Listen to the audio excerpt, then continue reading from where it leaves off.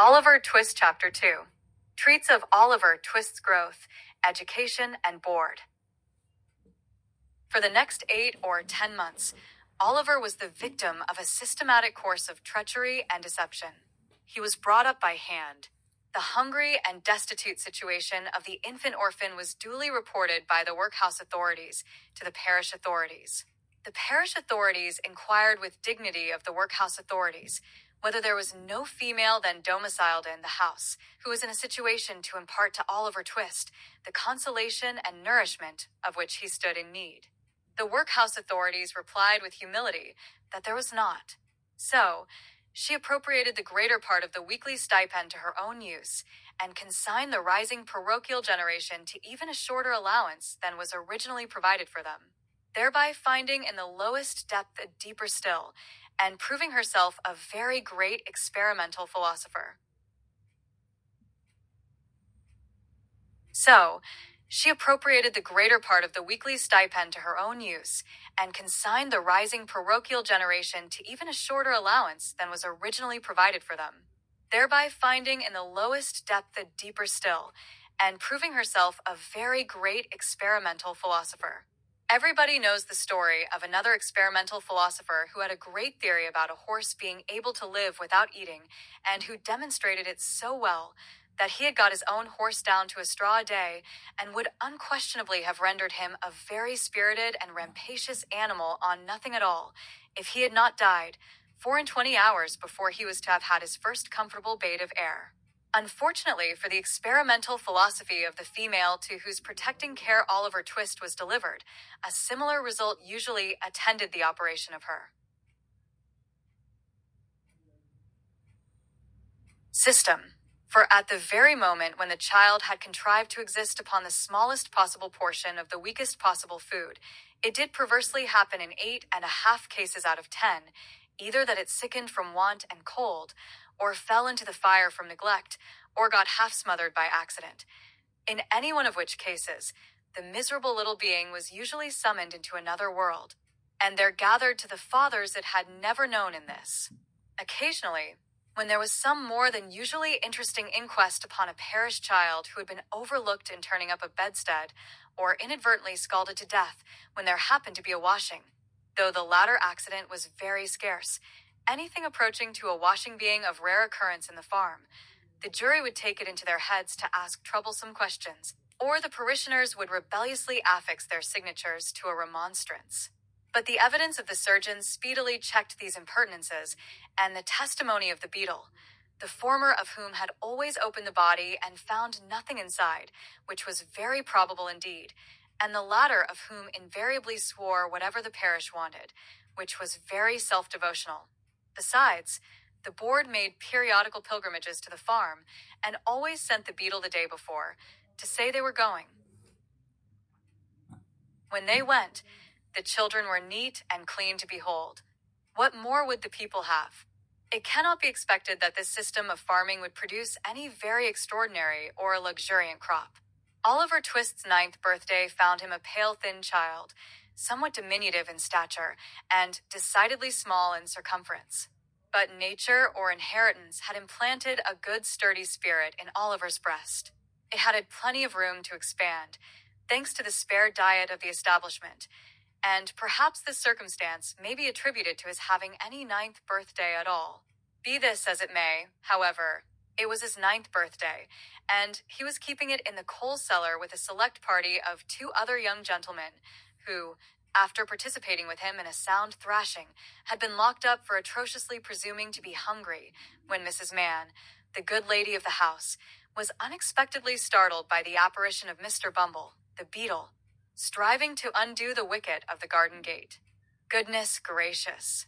Is that you, Mr. Bumble, sir?" said Mrs. Mann, thrusting her head out of the window in well-affected ecstasies of joy. "Susan, take Oliver and them 2 brats upstairs and wash 'em directly. My heart alive! Mr. Bumble, how glad I am to see you, surely."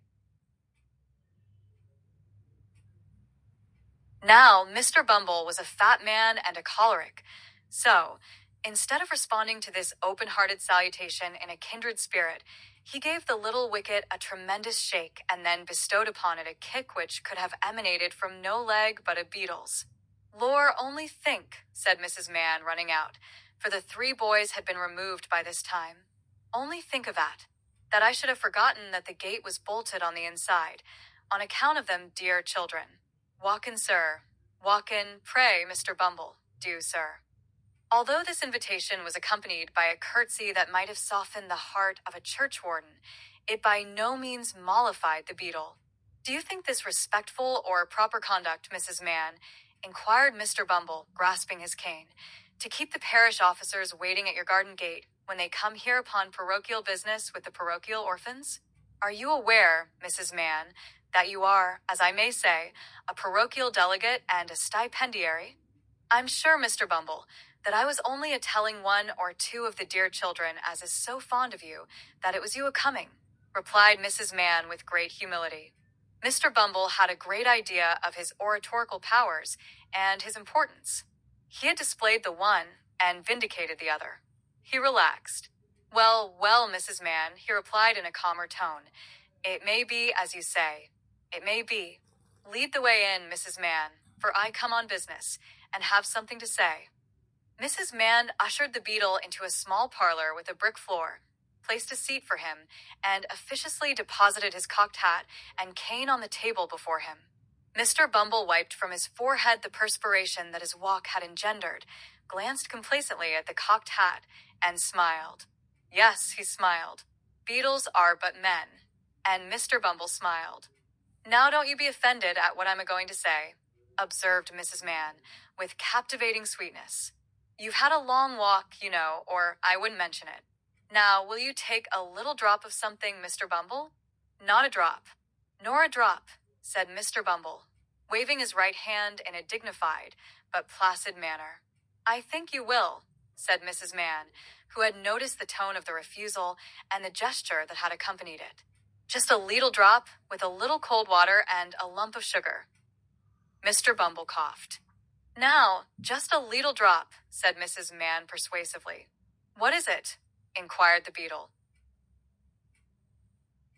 Why, it's what I'm obliged to keep a little of in the house, to put into the blessed infant's daffy. When they ain't well, Mr. Bumble, replied Mrs. Mann as she opened a corner cupboard and took down a bottle and glass. It's gin. I'll not deceive you, Mr. B. It's gin. Do you give the children daffy, Mrs. Mann? Inquired Bumble, following with his eyes the interesting process of mixing. Bless, that I do, dear as it is, replied the nurse. I couldn't see him suffer before my very eyes, you know, sir. No, said Mr. Bumble approvingly. No, you could not. You are a humane woman, Mrs. Mann. Here she set down the glass. I shall take an early opportunity of mentioning it to the board, Mrs. Mann. He drew it towards him. You feel as a mother, Mrs. Mann. He stirred the gin and water. I drink your health with cheerfulness, Mrs. Mann, and he swallowed half of it. And now about business, said the beadle, taking out a leathern pocketbook. The child that was half-baptized Oliver Twist is 9 years old today. Bless him, interposed Mrs. Mann, inflaming her left eye with the corner of her apron. And notwithstanding an offered reward of £10, which was afterwards increased to £20.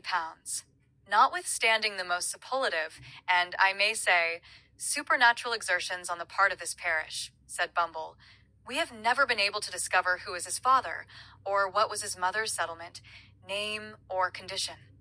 Mrs. Mann raised her hands in astonishment, but added, after a moment's reflection, how comes he to have any name at all, then? The beadle drew himself up with great pride, and said, I invented it. You, Mr. Bumble. Mrs. Munn. We name our fondlings in alphabetical order. The last was A.S. Swubble, I named him. This was A.T. Twist, I named him.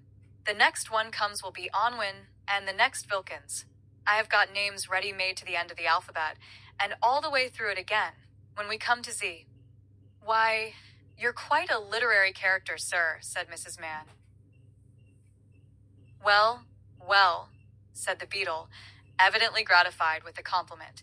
Perhaps I may be. Perhaps I may be, Mrs. Mann. He finished the gin and water and added, Oliver being now too old to remain here, the board have determined to have him back into the house. I have come out myself to take him there, so let me see him at once. I'll fetch him directly, said Mrs. Mann, leaving the room for that purpose. Oliver, having had by this time as much of the outer coat of dirt which encrusted his face and hands removed as could be scrubbed off in one washing, was led into the room by his benevolent protectress. Make a bow to the gentleman, Oliver, said Mrs. Mann. Oliver made a bow, which was divided between the beetle on the chair and the cocked hat on the table. Will you go along with me, Oliver? Said Mr. Bumble, in a majestic voice.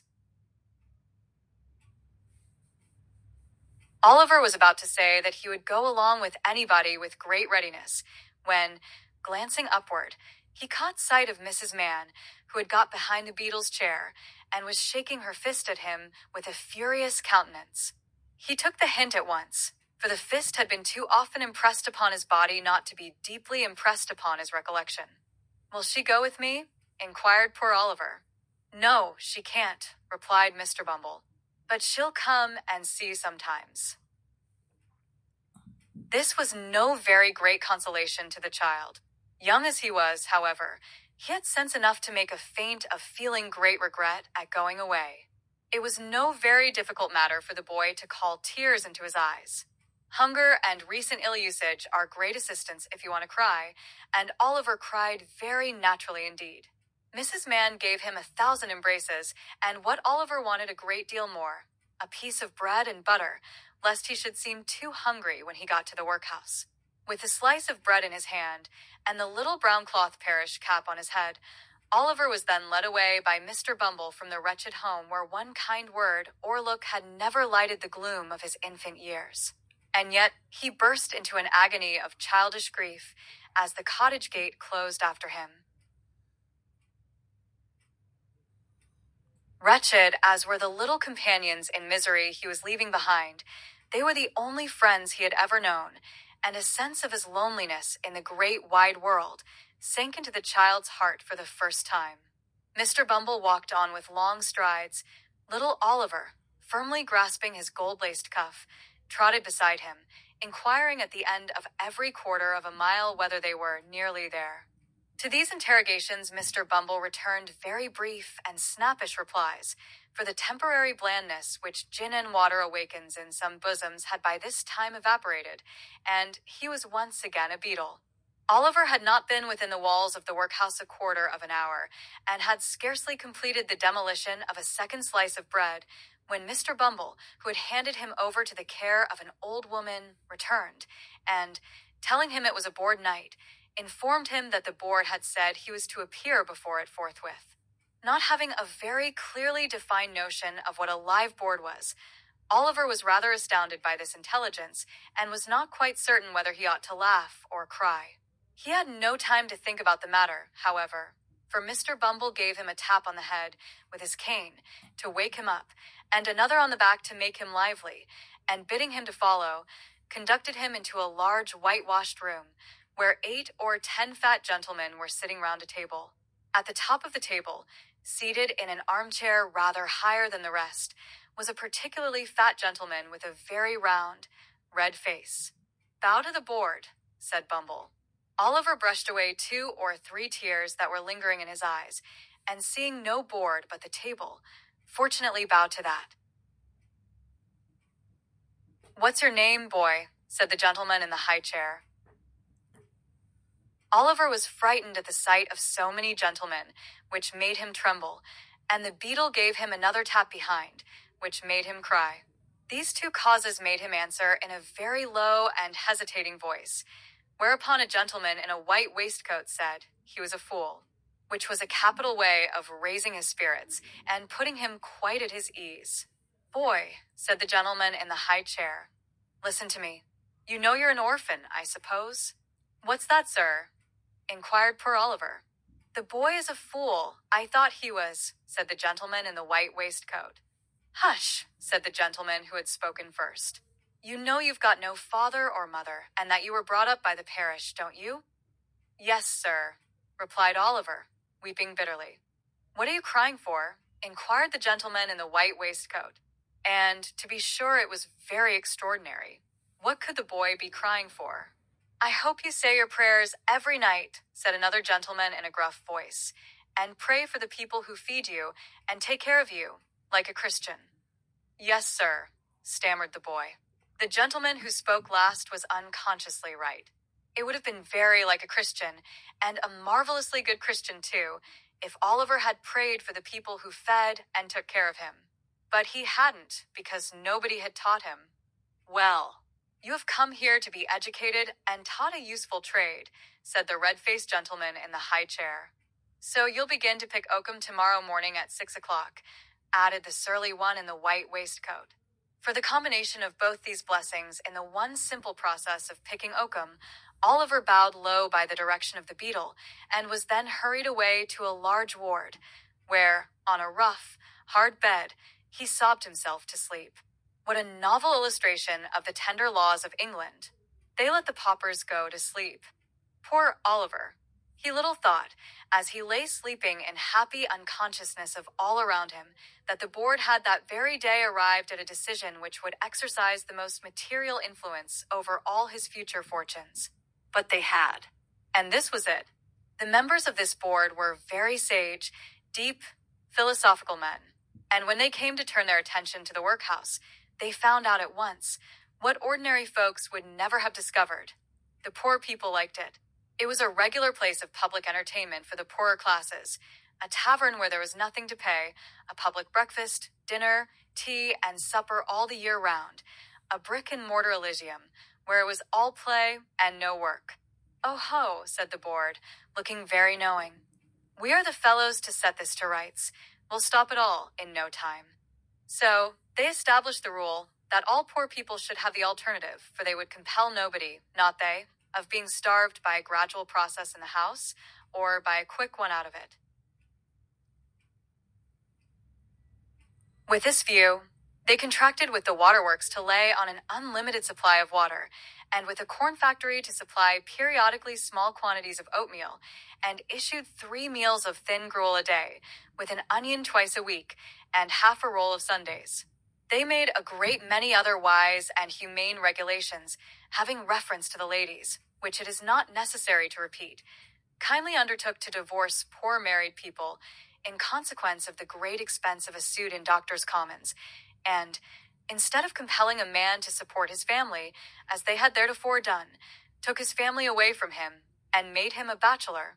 There is no saying how many applicants for relief, under these last 2 heads, might have started up in all classes of society, if it had not been coupled with the workhouse, but the board were long-headed men, and had provided for this difficulty.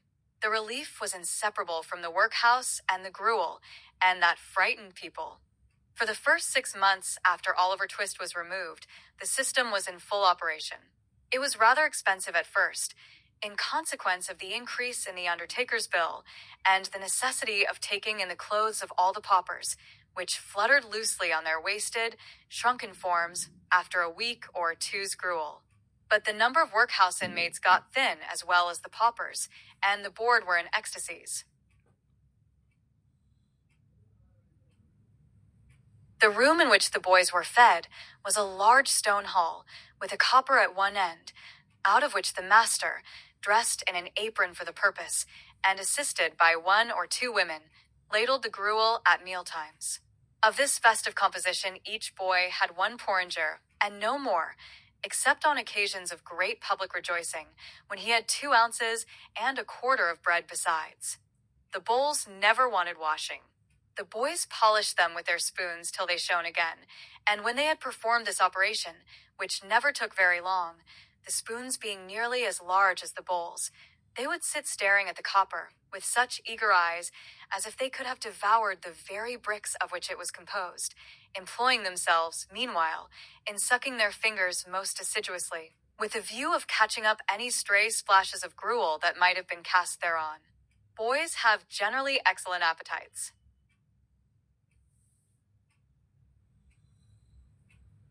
Oliver Twist and his companions suffered the tortures of slow starvation for 3 months. At last, they got so voracious and wild with hunger That one boy, who was tall for his age and hadn't been used to that sort of thing, for his father had kept a small cookshop, hinted darkly to his companions that unless he had another basin of gruel per diem, he was afraid he might some night happen to eat the boy who slept next him, who happened to be a weakly youth of tender age. He had a wild, hungry eye, and they implicitly believed him. A council was held. Lots were cast who should walk up to the master after supper that evening and ask for more, and it fell to Oliver Twist. The evening arrived. The boys took their places. The master, in his cook's uniform, stationed himself at the copper. His pauper assistants ranged themselves behind him. The gruel was served out, and a long grace was said over the short commons. The gruel disappeared. The boys whispered each other and winked at Oliver, while his next neighbors nudged him. Child as he was desperate with hunger and reckless with misery.